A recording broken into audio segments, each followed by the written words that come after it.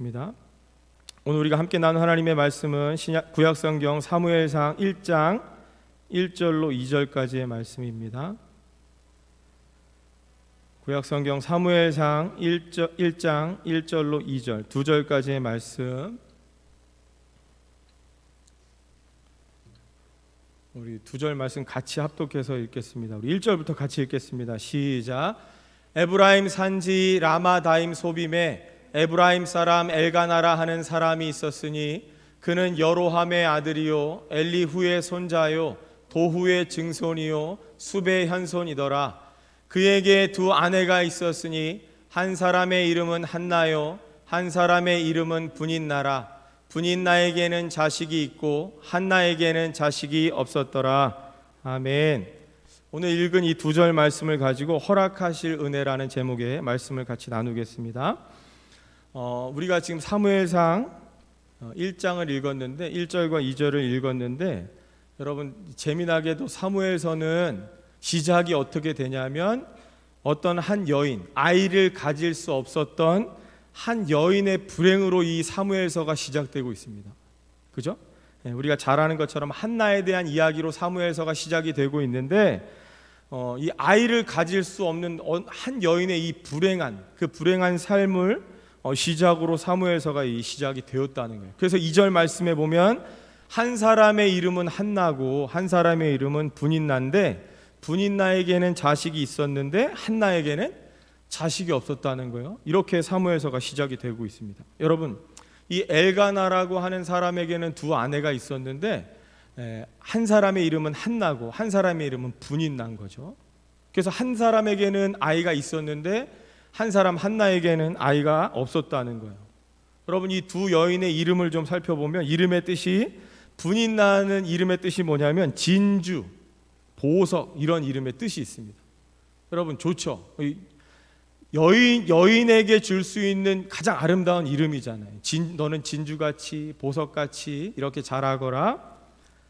여러분 얼마나 이 부모님이 이름을 지을 때 이쁜 이름을 줬겠습니까? 두 번째 한나 이름의 뜻은 뭐냐면 사랑스러움, 은혜스러움, 이런 뜻이 있습니다. 그러니까 여러분 두 인물이 좀 비교가 되시죠? 어떻게 비교가 되냐면 분인나는 좀 세속적인 이름이죠. 그죠? 세상 사람들이 이렇게 좋아하는 진주, 보석, 이런 세속적인 좀 그런 뜻이라면 한나는 어떻습니까? 한나는 뭔가 영적이죠. 그죠? 분위기가 사랑스러움, 은혜스러움, 이런 뜻이니까. 여러분 그러니까 얼마나 아이러니해요. 두 아내가 있었는데 한 사람은 굉장히 좀 뭔가 세속적인, 세상을 좀 대표하는 듯한 이름이고, 한 사람은 영적인 어떤 것들을 대표하는 그런 이름인데, 중요한 건 영적으로 잘 돼야 되는데, 그죠? 한나의 이름, 이 사랑스럽고 은혜스러운 이 세속적이지 않고 영적인 이 이름이 더 잘 돼야 되는데, 오히려 지금 어떻게 되는 거예요? 분인나는, 세속적인 이름을 가진 분인나는 자식이 있는데 이 영적인 이름을 가진 한나에게만 자식이 없다는 거죠. 여러분 우리도 주변에서 이런 이 경험들을 좀 심심치 않게 하지 않습니까? 여러분 절에 다니는 사람보다 교회 다니는 사람이 좀 잘 되면 좋은데, 절에 다니는 사람은 했다 하면 모든 일이 다 잘 되고 막 교회 다니는 사람은 잘 안 되는 거예요. 여러분 그런 경험들이 좀 있으시죠? 네, 다들 그런 경험들 때문에 이제 속상해서 대답도 하기 싫어가지고. 저는요, 저희 큰 이모가 아주 독실한 불교 신자예요. 집안에다가 기도 처소를 만들어 놓고 하루 중에 기도하는 시간이 있었어요. 제 어린 기억에. 그 시간에 그 방에 들어가면 이모한테 혼났습니다. 저희 큰 이모가요, 우리 저 고스키 권사님 많이 닮았어요. 근데 그 이모가 아주 독실한 불교 신자인데 얼마나 잘 사는지 몰라요. 제 어렸을 때에 초등학교 때 저희 집은 화장실이 밖에 있었는데 이모네는 화장실이 집안에 있었습니다. 그리고 그때 당시에도 집안에 이 가사일을 도와주시는 분이 있었어요. 그래서 제가 방학 때마다 이제 이모네 집에 놀러 가면 너 뭐 먹고 싶어? 그래서 이모 뭐 먹고 싶어요? 그럼 아줌마. 그럼 아줌마가 다 만들어줍니다. 그 다음에 뭐 비디오 가게 가서 비디오 보고 싶은 거 다 빌려다 보고, 엘리베이터 처음 타봤어요. 이모네 집 가갖고. 그 다음에 사촌 누나가 그때 당시에 수영 선수였거든요. 실내 수영장, 여러분 수영장은 자고로 여름에 가는 거잖아요. 그죠? 돈 안 내고 가는 이 개울도 있는데 저는 여름에만 수영하는 줄 알았는데 이모네 집 가면 사시사철 실내 수영장 가는 거예요. 그러니까 얼마나 거기 갔다 오면요, 한동안은 막 집이 너무 구질구질하니까 너무 싫은 거예요. 적응이 안 되는 거예요. 왜 우리 집은 화장실이 밖에 있어야 되고 냄새가 나고, 왜 우리 집은 TV도 막 흑백 TV고 막. 여러분 그랬거든요. 그때 제 어린 기억에요, 저희 집만 이 교회 다닙니다. 저희 집만 기독교인데 제가 하나님 앞에 얼마나 원망했냐. 하나님, 이게 뭐예요? 아니 보란듯이 우리 집을 잘 살게 해줘야지 이 전도가 되지. 그래야 저 친척들도 야, 동근이네처럼 저렇게 교회를 다녀야 돼, 하나님을 믿어야 잘 되는구만, 이래야 되는데 우리 이 친척들 중에서는 이모가 실세거든요. 이모가 갑이니까 친척이 무슨 행사가 돼도 이모가 짱입니다. 저희 할아버지 돌아가셨을 때도 띠별로 누구는 들어오면 되고 누구는 들어오면 안 되고, 이거를 다 이모가 정해주는 거예요. 그러니까 아무도 거기 이의를 제기하는 사람이 없어요. 그러니까 얼마나 어린 마음에 이 상처가 됐겠어요. 뭐냐고 이게. 하나님 열심히 믿어봐야 아무 소용없어. 우리 집이 제일 못 살아. 중간쯤만 돼도 괜찮은데 제일 못 살아 우리 집이. 여러분 그런 일이 있잖아요. 지금 본문도 그런 거 아닙니까? 아니 좀 영적인 이름을 지어주셨걸랑 좀 잘 살아야지. 하나님 은혜를 베푸셔가지고 분인 나는 자식이 없더라도 한나는 순풍순풍 자식이 많아야지. 근데 왜 한나만 자식이 없어가지고 놀림받고 괴롭힘을 당하냔 말이에요. 여러분 지금 더 이상한 건 사무엘서를 기록한 저자는 지금 이 한 여인의 불행한 사건을 시작으로 사무엘서가 시작되고 있다는 거예요. 그래서 여러분 사무엘서의 저자가요, 한나의 이 불임, 아이를 갖지 못하는 사건을 지금 무엇에 비유해서 지금 상징적으로 보여주고 있냐면, 여러분 그 윗대로 올라가면, 창세기 때로 올라가면 한나와 같은 여인들이 있었죠. 여러분 누가 있었습니까? 아브라함의 아내 사라가 있었고, 이삭의 아내 리브가가 있었고, 야곱의 아내 라헬이 있었잖아요. 이 세 여인들도 한나와 같이 자녀가 없었단 말이에요. 간절히 원했지만 하나님께서 자식을 주지 않았어요. 여러분 그러니까 지금 사무엘서의 저자가 지금 한 여인, 한나라고 하는 한 여인이 아이를 갖지 못하는 이 불행한 사건을 시작으로 사무엘서를 지금 기록하고 있는 건 무엇을 상징적으로 보여주고 있냐면, 과거에도 사라 때나 리브가 때나 라헬 때도 마찬가지로 하나님이 다 계획이 있다는 거예요. 지금 너에게 이 불행한 사건, 너가 지금 고난을 겪고 있는 건 하나님의 뭔가 특별한 계획이 있다라는 걸 지금 상징적으로 보여주고 있는 사건입니다. 아멘이시죠? 여러분 그래서 사라를 보세요. 창세기 11장 30절 말씀 보면 사레는 임신하지 못함으로 자식이 없었더라. 그죠? 사라는 자식이 없었어요. 그 다음에 리브가 창세기 25장 21절 말씀 보니까 이삭이 그의 아내가 임신하지 못함으로, 이삭의 아내가 리브가잖아요. 리브가가 임신하지 못했단 말이에요. 그 다음에 29장 31절 여호와께서 레아가 사랑받지 못함을 보시고 그의 태를 여셨으나, 야곱에게는요 두 아내가 있었어요. 한 사람은 레아고 한 사람은 라헬인데, 레아는 야곱에게 사랑받지 못함을 보시고 레아의 태는 여셔서 자식이 있었는데, 라헬은 어떻게 했다는 거예요? 자녀가 없었다는 거예요. 그러니까 사라도 그랬고 리브가도 그랬고 라헬도 하나님께서 자식을 허락하지 않았다는 거예요. 여러분 그거는요 운이 없어서가 아니고 재수가 없는 게 아니고 하나님의 뭔가 특별하신 계획이 있었다는 거예요.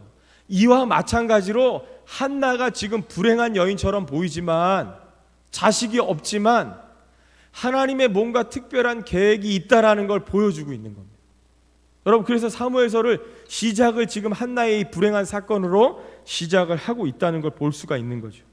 여러분 그러니까 지금 왜 이것들을 상징적으로 보여주고 있냐면, 당시 이스라엘 백성들이 영적으로 얼마나 무지하고 피폐했는지를 상징적으로 보여주는 거예요. 여러분 무지하고 피폐했다라는 게 뭐냐면, 지금 당장 눈앞에 일어나는, 내 앞에 일어나는 일들만 보고 과거에 있었던 하나님의 은혜를 잊어버리고 산다는 거예요. 여러분 그랬잖아요. 사사시대가 지나고 왕정시대로 오기 위한 이 사무엘서를 기록할 그때 당시가 이스라엘 백성들이 영적으로 아주 무지했습니다. 피폐했다는 거예요. 그래서 사사기에 뭐라고 그래요? 그들의 소견에 옳은 대로 행했다. 여러분, 그러니까 과거에 왜 사라의 때를 기억 못하냐, 왜 리브가의 때를 기억 못하냐, 라헬을 기억 못하냐. 그때도 그들이 임신하지 못했지만, 자식이 없었지만 하나님의 뭔가 특별한 계획이 있지 않았냐. 그렇다면 지금 한나 너에게 일어난 이 불행한 사건도 뭔가 하나님의 특별하신 계획이 있지 않겠냐. 이걸 지금 상징적으로 보여주고 있는 거예요. 그래서 이 사무엘서를 읽는 독자들로 하여금, 저와 여러분으로 하여금 하나님의 이 은혜, 앞으로 허락하실 은혜를 기대하게 만드는 거죠. 여러분, 그래서 또 하나 재미난 건 뭐냐면 1절에 보면요, 엘가나라고 하는 한 사람을 설명하는데 굉장히 깁니다. 1절이 좀 길잖아요. 여러분, 1절 보니까 에브라임 산지 라마다임 소빔에 에브라임 사람 엘가나라는 사람이 있었다는 거예요. 와, 그러니까 엘가나라고 하는 사람, 그냥 하나 엘가나가 있었는데 이렇게 얘기하는 게 아니라 에브라임 산지, 그 중에서도 라마다임 소빔, 거기에 에브라임 사람 엘가나가 있었다는 거예요. 여러분, 근데 이게요 참 재미난 일입니다. 하나하나씩 좀 살펴볼 건데, 에브라임 산지 중에서 이 베냐민 지파가 모여 사는 지역을 라마다임 소빔이라고 해요. 그러니까 에브라임 산지 중에 베냐민 지파가 모여 살던 그 지역을 라마다임 소빔이라고 하는데, 라마다임 소빔의 뜻이 뭐냐면 숲 땅에 있는 언덕들, 이런 뜻이 있어요. 숲 땅에 있는 언덕이란 뜻이 있습니다. 여러분, 그런데 라마다임 소빔이 무슨 말과 같은 말이냐면 라마라는 말과 같은 말이에요. 라마. 그러니까 라마다임 소빔의 줄임말이 라마잖아요. 그 라마하고 같은 말입니다. 그게 19절 보면요, 1장 19절 말씀 보면 그들이 아침에 일찍이 일어나 여호와 앞에 경배하고 돌아가 라마의 자기 집에 이르렀다 그랬습니다. 그러니까 저기 라마가 라마다임 소빔이에요. 같은 말이라는 거예요. 그러니까 저기가 뭐예요? 베냐민 지파가 모여 살던 지역이라는 거죠. 그런데 여러분, 이 왜 이렇게 엘가나에 대한 소개가 길지? 이유가 있습니다. 여러분, 역대상 6장 34절부터 38절까지를 보면 엘가나의 족보가 나와요. 여러분 잘 보세요. 제가 좀 긴데 저걸 제가 정리를 했습니다. 34절부터 38절까지의 말씀을 거꾸로, 위에서부터 밑으로 쭉 이렇게 내려가는 순서대로 제가 다시 정리를 한 겁니다. 여러분 잘 한번 보세요. 엘가나의 족보입니다. 자, 어떻게 기록이 되어 있냐면 이스라엘, 이게 야곱이죠. 야곱의 자녀들 중에 레위가 있어요. 그죠? 루벤, 시므온, 레위. 세 번째 아들 레위입니다. 그러니까 이 야곱의 12아들들 중에 세 번째 사람이 이제 레위인데, 그 레위의 자손 중에 고핫이라고도 하고 그핫이라고도 하는데, 이 그핫이 있습니다. 그핫의 아들 중에 이스할이 있었고, 이스할의 아들 중에 고라가 있었습니다. 잘 따라오고 계시죠? 고라의 아들들 중에 에비아삽이 있었고, 에비아삽의 아들들 중에 아실이 있었고, 아실의 아들 다핫의 아들 스바냐. 넘겨주셔서, 스바냐의 아들 중에 이제 아사랴가 있고, 아사랴의 아들 요엘의 아들 중에 엘가나라는 사람이 있었어요. 근데 저 엘가나는 이 본문에 나오는 엘가나가 아닙니다. 한나의 남편 엘가나가 아니에요. 그래서 제가 밑줄을 쳐놨는데 보세요. 그 다음에 엘가나의 아들 아마세가 있고, 아마세의 아들 마핫이 있고, 마핫의 아들 중에 또 동명이인 엘가나가 있어요. 여러분, 이러면 한 가문에 나와 같은 이름이 있으면 그때는 2세 3세 붙이는 겁니다. 여러분 처음 아셨죠? 보통요 하이미를 이동근 2세라고 말해요. 그거 아니에요. 여러분, 그러니까 우리 족보 중에 나하고 똑같은 이름을 가졌다 그러면 그 사람에게는요 그 조상 밑에 있는 후손들에게 2세라고 붙여주는 거예요. 그러니까 첫 번째 엘가나라는 사람은 요엘의 아들이었고, 두 번째 엘가나는 마핫의 아들이에요. 넘겨주세요. 이 엘가나 2세의 아들 중에 이제 숲이 있었고, 숲의 아들 도아가 있어요. 근데 오늘 본문엔 도후라고 되어 있습니다. 도후의 아들 엘리엘, 오늘 본문에 엘리후라고 되어 있고, 이 엘리후의 아들 여로함이고, 여로함의 아들이 이제 본문에 나오는 한나의 남편 엘가나 3세입니다. 그러니까 엘가나의 이 족보에는요 엘가나라는 이름이 3명 등장하는 거예요.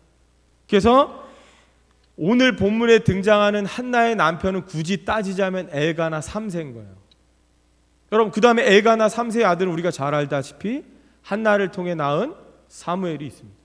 이게 엘가나의 족보예요. 그러면 제가 왜 이렇게 복잡한 거, 우리 집 족보도 다 모르는데 엘가나의 족보를 제가 왜 이렇게 어렵게 정리를 했을까요? 이유가 있어요. 잘 보세요. 저 엘가나의 족보를 거슬러 올라가니까 제일 꼭대기에 누가 있어요? 이스라엘이 있었잖아요. 그죠? 이스라엘 아들들 중에 레위의 자손 중에 엘가나라는 사람이 있는 거예요. 그러면 레위는 뭐예요? 제사장이잖아요. 그럼 엘가나는 제사장의 자손인 거예요. 제사장 지파인 거예요. 레위 지파죠. 그래서 여러분 사무엘이 엘리 제사장에게 가서 배울 수 있었던 거예요. 레위 지파이기 때문에. 제사장 가문이기 때문에 제사장에게 가서 어린 시절 배울 수가 있었다라는 거예요. 그 얘기를 하려고 하는 게 아니고 여러분 그러니까 엘가나는 레위 지파라는 거예요. 제사장 가문이죠. 오늘날로 얘기하면 목사님 가문이에요. 목회자 집안이라는 거예요. 그런데 여러분 중요한 게 뭐냐면 2절 말씀에 뭐라고 되어 있습니까? 2절 말씀에 그에게 두 아내가 있었다는 거예요. 이 말씀을 제가 설명을 드리려고 저 족보를 다 정리한 겁니다. 여러분 그러니까 뭐예요? 제사장 집안에 이 자손이 아내가 둘이 있었다는 거예요. 여러분 그러니까 이걸 통해서 지금 뭘 보여주는 거예요? 당시의 상황을 보여주는 거죠. 당시에 이 도덕적 수준이 어떠했는지를 보여주는 거예요. 레위 지파 제사장 가문에 있던 사람이 아내를 둘을 얻었다는 거예요. 그러니까 그 앞에 사사시대처럼 이스라엘 백성들이 자기 소견에 옳은 대로 사는 거예요. 그 다음에 여러분 이 엘가나라는 사람이 라마다임 소빔 그 다음에 에브라임 사람으로 불렸다 그랬는데 이유가 뭐냐면 당시의 레위인들은요 이스라엘 12지파들 가운데 흩어져 사는 거예요. 그 레위인들은 따로 어디를 정해주지 않고 이 12지파가 사는 지역에 흩어져 사는 거예요. 레위인들이 가서 이제 제사 역할들을 감당하는 그 임무를 맡아서 하는 거죠. 그래서 엘가나라는 사람이 지금 어디에 가서 정착을 하고 살았냐 하면 에브라임 지역에 정착하여 살았다는 거예요. 그랬기 때문에 이 사람을 가리쳐서 에브라임 사람이다 이렇게 말한다는 거예요. 이해가 되시죠? 엘가나는 레위지파 사람이기 때문에 어떤 특정한 지역, 이 땅을 분배받지 못했기 때문에 아무데나 가서 사는 거예요. 그런데 엘가나가 특별히 에브라임 지파, 에브라임 지역에 가서 살았기 때문에 거기 정착하며 살았기 때문에 엘가나를 보고 사람들이 에브라임 사람이다 이렇게 얘기하는 거예요.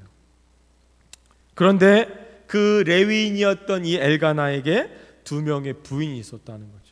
이게 당시의 도덕적인 수준을 보여준다 그랬습니다. 자, 그럼 이제 본론적으로 어찌 됐든 간에 이러한 엘가나에게는 두 명의 부인이 있었고 그 중에 한 사람이 한나입니다. 한나는 이제 아이가 없었는데 여러분 그러니까 어땠겠어요? 한나 입장에서는 어땠겠어요? 와, 나 이름은 되게 좋은데 이름에 걸맞지 않게 나는 저주받은 여인이 아닐까?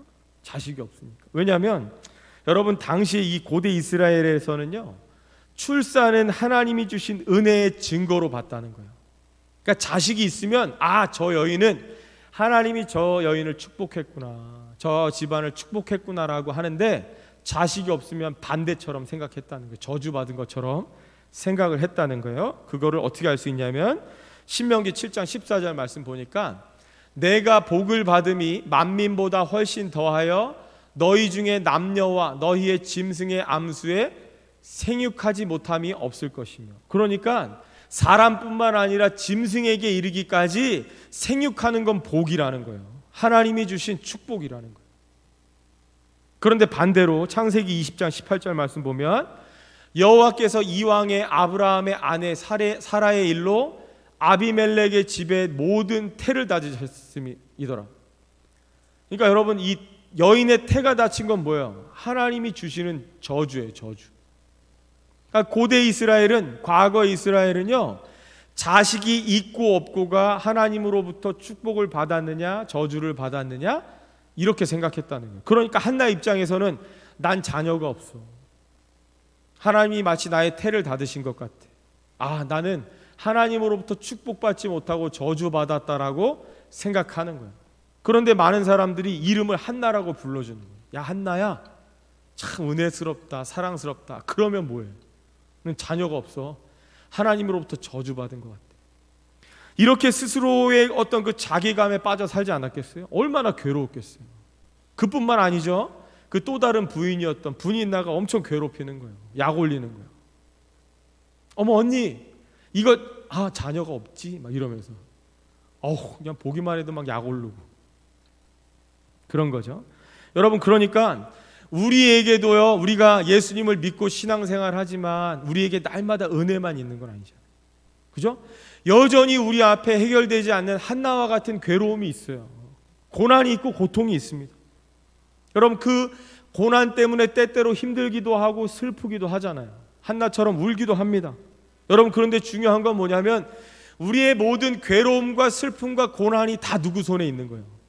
하나님 손에 있습니다. 여러분 사무엘서를 기록한 저자는요 그걸 지금 독자들에게 전달하는 거예요. 눈앞에 보여진 괴로움과 고난과 슬픔만 보지 말고 그 모든 고난 속에는, 그 괴로움과 슬픔 속에는 하나님의 특별하신 계획이 있다. 너의 모든 고난은 하나님이 허락하셨고 하나님의 계획이 있다. 모든 게 다 하나님 손에 있다라는 걸 우리에게 지금 보여주고 있는 거예요. 그래서 여러분 우리의 삶의 모든 고통은요 하나님의 계획 속에 있습니다. 그래서 우리 읽진 않았지만 사무엘상 1장 6절 말씀을 보면 여호와께서 그에게 임신하지 못하게 하심으로, 그러니까 한나가 임신하지 못한 건 다 누가 한 거예요? 하나님 하신 거예요. 하나님 손에 있고 하나님의 계획 속에 있다는 거예요. 여러분 이걸 알아야 된다는 겁니다. 여러분 코로나가 왜 왔어요? 여러분 저 오전에 마스크 쓰고 찬양하다가요 저 하나님 볼 뻔했어요. 이게 자꾸 호흡할 때마다 마스크가 딸려 들어가는 거예요. 오늘따라 왜 이렇게 마스크가 이게 이 차단이 잘 되는지. 그랬더니 권사님 한 분이 저한테 KF94 마스크를 주셨습니다. 이 힘듭니다. 찬양만 해도 힘든 거예요. 마스크 쓰고 하려면. 왜 이 고난이 온 거예요? 하나님의 특별하신 뭔가 계획이 있습니다. 하나님의 허락하실 은혜가 있다는 거예요. 여러분 그래서 하나님께서는 이 사라와 리브가와 라헬, 한나에 이르기까지 이 여인들의 이 임신하지 못하는 괴로움과 고통을 보시고 어떻게 하셨어요? 잉태하게 하셨습니다. 우리 창세기 21장 1절 2절 말씀을 보니까 여호와께서 말씀하신 대로 사라를 돌보셨고 여호와께서 말씀하신 대로 사라에게 행하셨으므로 2절 사라가 임신하고. 여러분 다 하나님의 계획 속에 있어요. 하나님의 특별하신 계획 안에 있습니다. 그래서 하나님께서 이 사라에게 은혜를 허락하실 때에 비로소 사라가 임신하는 거예요. 임신하고 10달이라는 때가 이르니까 아브라함에게 아들을 낳아주는 겁니다. 그 다음에 25장 21절 말씀 보면 이삭이 그의 아내가 임신하지 못함으로 그를 위하여 여호와께 간구하매 여호와께서 그의 간구를 들으셨으므로 그의 아내 리브가가 임신하였다니. 여러분 이거는 단지 이삭이 기도해서만이 아니고 하나님의 특별하신 은혜가 있습니다. 하나님께서 은혜를 허락하시니까 리브가에게 아이가 생기는 거예요. 임신했다라는 거죠. 창세기 30장 22절 23절 말씀, 하나님이 라헬을 생각하신지라 하나님이 그의 소원을 들으시고 그의 태를 여셨으므로 그가 임신하여 아들을 낳고 이르되 하나님이 내 부끄러움을 씻으셨다. 하나님께서 때가 되면 우리에게 허락하시는 은혜가 있습니다. 여러분 그럴 때에 닫혔던 태의 문이 열리는 거예요. 괴로움이 슬픔으로 바뀌는 겁니다. 고통이 기쁨이 되는 거죠. 오늘 이 본문에 이제 사무엘상 1장 20절 말씀 보면 한나가 임신하고 때가 이름에 아들을 낳아 사무엘이라 이름하였으니 이는 내가 여호와께 그를 구하였다 함이더라. 한나에게도 하나님께서 은혜를 허락하시니까 한나도 임신하는 거예요. 그러니까 여러분 우리가 지금 현실적으로는 좀 괴롭고 고통스럽고 슬픔의 눈물을 흘리기도 하지만 여러분 뭘 잊으면 안 되냐면 그럼에도 불구하고 허락하실 하나님의 특별한 은혜가 있습니다. 지금 내가 이 고난 가운데 있는 것, 긴 터널 같은 이곳을 지나는 거는요 하나님의 특별한 계획이 있는 거예요. 제가 이제 재정적으로 참 많이 어렵게 자랐습니다. 저는 대학을 10년 만에 졸업했어요. 총장이 한번 바뀌었습니다. 제가 마지막 채플 시간에 제가 특송했어요. 제가 그러면서 멘트했어요. 제가 학교를 10년 만에 졸업합니다 했더니 총장님이 놀래더라고요. 와, 뭐 놀라기만 하고 해주는 건 아무것도 없더라고요. 학교를 10년 다녔어요. 집이 어려워서 뭐 일하고 또 복학하다가 또 휴학하고 이렇게 했습니다. 그러면서요, 그걸로 끝나지 않더라고요. 결혼하기 전까지 힘들었어요. 제가 신용불량자였는데 그거 이제 해결되고 마지막 그 해결됐다라는 거 검사 이제 받으러 가는데 운전하고 가는데요, 왜 이렇게 눈물이 나는 거예요? 그래서 나름 맑은데 혼자 와이퍼 껐다 켰다 막 하면서 비 오는 줄 알고 눈물인데, 그러고 갔는데요, 갑자기 이 찬양이 생각나는 거예요. 그 여러분 이집트 왕자 찬양이 있어요. 하나님께서 내게 지금 허락한 시련이 있어요. 여러분 근데 그걸 내가 다 모르잖아요. 마치 내가 어떤 문제를 푸는데 해답을 몰라. 여러분 우리 그럴 때 있잖아요. 인생이 답답한 거야. 이게 도대체 답을 모르겠어. 해답도 모르는 어떤 문제를 푸는 것 같은 답답한 인생이지만요, 나는 그거 몰라요. 근데 몰라도 괜찮아요. 여러분 그 시련을 통해서 내가 하나 배운 사실은 뭔지 아세요? 하나님 살아계시다라는 걸 배우는 거죠. 아, 하나님 살아계시는구나. 내가 고통 가운데 있을 때에도, 시련 중에 있을 때에도 하나님은 여전히 나와 함께 하셨구나. 그거 배우는 거예요. 와, 제가 10년이 넘는 그 힘든 시기를 지나오면서 제가 하염없이 눈물이 나는데 그 가사가 저한테 너무 꽂힌 거예요. 아, 내가 다 모르는데 내가 하나 아는 건 하나님 살아계시는 거예요. 지금도 내 삶 가운데 역사하고 계시다라는 것을 제가 그거 하나 배우는 것만으로도 충분하다. 여러분 오늘 본문이 그걸 우리에게 말씀하여 주고 있습니다. 그래서 결론인데요, 사무엘서의 저자가요, 한나에게 은혜를 베푸시는 하나님의 모습을 보여주면서 지금 이스라엘 백성들에게도 어떻게 은혜를 베푸실지, 어떠한 은혜를 허락하실지를 기대하게 만드는 거예요. 여러분 그러니까 우리가 이 말씀을 대하면서 우리들의 자세는 어떠해야 하냐면, 한나에게도 그러하셨듯이 앞으로 이스라엘 백성들에게 어떠한 은혜를 베푸실 것을 기대하면서 우리의 인생도 마찬가지로, 아 지금은 힘들지만, 야 지금은 진짜 끝이 보이지 않는 터널을 지나는 것 같지만 하나님이 앞으로 나에게 어떤 은혜를 허락하실까를 기대하라는 거죠. 여러분 기대하십시오. 여러분 기대하셔도 좋아요. 여러분 우리가 세상에 기대하고 사람에게 기대하면 실망하지만 하나님에게 기대하면요 실망이 아닙니다. 여러분 내가 기대하고 생각하는 것 이상으로 이루실 분인 줄 믿습니다. 여러분 그래서 한나가 어땠냐면, 아이를 낳지 못해서 괴로워하던 그 여인이 어떻게 됐어요? 자녀를 낳았을 뿐만 아니라 그 낳은 사무엘이 어떻게 됐습니까? 이스라엘의 마지막 사사가 됐죠. 그죠? 여러분 그래서 이런 말이 있잖아요. 작게 낳아서 크게 키우래. 작게 낳아서 크게 키우라는 건 여러 가지 의미가 있지만 오늘 본문에 적용해서 보면 작게 낳아서 크게 키우라는 말은 뭐냐면, 지금 상황에 근심하지 말고 장차 베푸실 은혜를 기대하라는 말이에요. 여러분 작게 낳아서 크게 키우십시오. 왜 근심하냐는 거예요. 지금 내 눈앞에 있는 상황 때문에 근심하고 슬퍼하고 울지 말고 장차 베푸실, 허락하실 은혜를 기억하라는 거예요. 두 번째 결론은요, 여러분 고난도 하나님의 계획 속에 있습니다. 믿으시죠? 여러분 아무리 햇빛이 좋다 그래서 이 365일 해만 쨍쨍 내리치면 여러분 가물어서 죽습니다. 여러분 그러니까 햇빛이 아무리 좋다 그래도요, 비가 와야 생명이 자라는 거예요.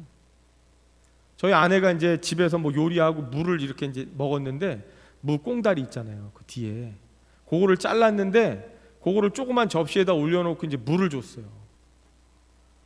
거기서요 싹이 나기 시작하더니 지금 꽤 자랐습니다. 그래서 이제 이걸 어떻게 해야 될 것이냐, 분갈이를 해줘야 되나? 근데 너무 신기한 거예요. 그냥 물만 줬어요. 물. 그러니까 여러분 해만 비춰도 안 되는 거예요. 여러분 비가 와야 생명이 자라는 거예요. 그러면 비가 오려면 뭐가 필요합니까? 먹구름이 필요한 거예요. 그런데 여러분 우리들은 먹구름을 굉장히 나쁜 걸로만 생각하지만 그렇지 않다는 거예요. 여러분, 고난도 하나님의 계획 속에 있고 비가 와야 생명이 자랍니다. 여러분, 태풍 보세요.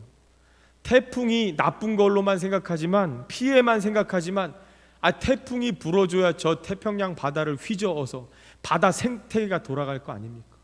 그거 인간의 힘으로 어떻게 다 저을 거예요, 그거를. 아니, 진일교회 1층에 있는 어항이야 이정호 집사님이 물갈이 해준다 그러지만 태평양 바다를 누가 물갈이 해줍니까? 여러분, 하나님께서 태풍을 일으켜서 물갈이 해주시는 거예요. 여러분, 그래서 생태계가 살아가는 거예요. 여러분, 그래야 우리가 고등어도 먹고 참치도 먹고 하는 거 아닙니까? 여러분, 제가 예전에 금요기도회 때 번개 얘기한 적 있어요. 번개 칠 때 뭐 하는 거예요? 하나님이 비료 주는 거예요. 비료. 모르셨죠? 여러분, 공기 중에 보이지 않는 질소가 있어요. 질소가. 이게 번개 칠 때 땅으로 흡수가 됩니다. 이 하시는 분들은 금요기도에 안 나오신 분들, 제가 사진을 다 보여주면서 설명했는데 증거가 뭔지 아세요? 여러분, 약초는 다 어디에 있어요? 산꼭대기에 있어요. 사람 손이 닿지 않는 곳. 거기에 하나님이 내린 천연 비료가 있습니다. 번개 칠 때마다 여러분, 아이고 놀래라, 아이고 애 떨어진다 이러지 마시고요. 오, 하나님 지금 비료 내리시는구나. 천연 비료를 내리시는 거예요.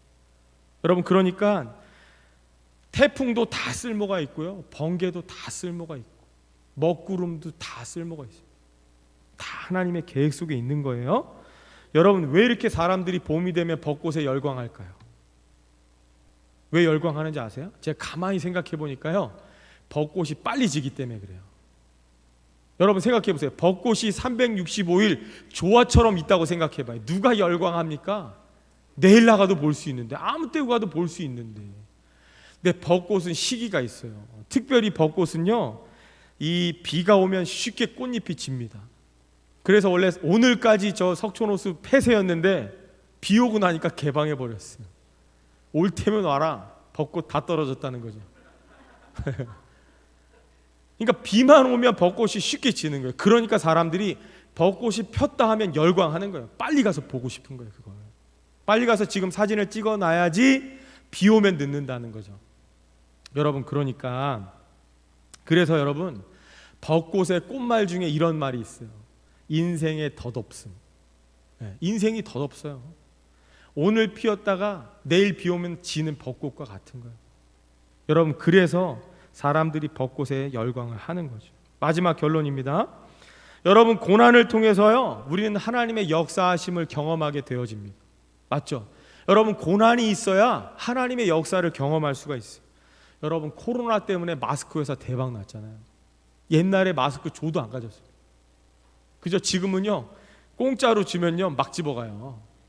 특히 교회 다니는 권사님들이 새벽 예배 갈 때 쓴다고 막 집어간대잖아요. 여러분, 누구도 주목하지 않았던, 공짜로 나눠줘도 필요 없다고 안 가져가던 마스크 회사가 코로나 때문에 아주 호황을 누렸습니다. 그러니까 여러분, 뭐예요? 고난을 통해서 누군가는 호황을 누리기도 하고, 고난을 통해서 하나님이 역사하시는 것들을 경험하는 거예요. 그래서 이런 말이 있잖아요. 입에 쓴 약이 몸에는 보약이 되는 것처럼, 여러분, 고난이 꼭 나쁜 것만 아닙니다. 고난이 우리에게 연단이라는 결과를 가져오잖아요. 마지막으로 영국의 작가이면서 펜실베니아 식민지 경영자였던 윌리엄 펜이라는 사람이 있습니다. 이 사람이 남긴 명언 중에 이런 명언이 있습니다. 한번 들어보십시오. 고통 없이 영광 없고, 고통 없이 쟁취 없고, 가시 없는 왕관 없다. 고통과 고난 없이 승리와 영광은 없다. 고통이 없으면 승리도 없다. 고통이 없으면 권자도 없다. 쓴맛을 맛보지 않으면 영광도 없다. 십자가에 고통이 없으면 왕관도 없다. 십자가 없이 면류관 없고, 가시 없이 보좌 없고, 고통 없이 승리 없다. 이런 말을 했습니다. 여러분, 우리가 지난주에 부활절 지났잖아요. 여러분, 그리스도의 십자가 없이는 부활이 없는 거예요. 마찬가지로 여러분, 우리 인생 가운데 고난이 있다라는 건 하나님께서 우리에게 허락하실 은혜가 있다는 거예요. 여러분, 그래서 그걸 기대하시면서 늘 기뻐하시고 감사하시고 행함으로 복 받으시는 여러분 되시기를 간절히 바라겠습니다. 우리 한번 기도하겠습니다.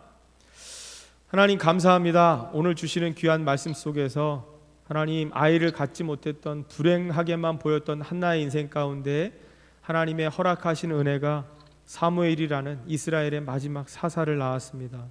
하나님의 역사는 우리의 인간적인 생각으로 다 헤아릴 수가 없고, 하나님 앞으로 일어날 일들에 대해서는 우리가 한치 앞을 내다볼 수 없지만, 그래서 눈앞에 보여지는 어려운 힘든 상황들 때문에 불평하고 원망하지만, 하나님 오늘 말씀을 듣고 우리의 마음속에 허락하실 은혜를 기대하는 마음을 갖게 하여 주셔서 지금 당장 눈앞에 보이지 않지만 언젠간 머지않아 반드시 하나님께서 역사를 통하여서 우리 가운데 은혜를 경험하게 하실 것들을 날마다 믿음으로 바라보며 기대하는 우리 모두가 되게 하여 주시옵소서. 감사합니다. 예수님의 이름으로 기도하옵나이다. 아멘.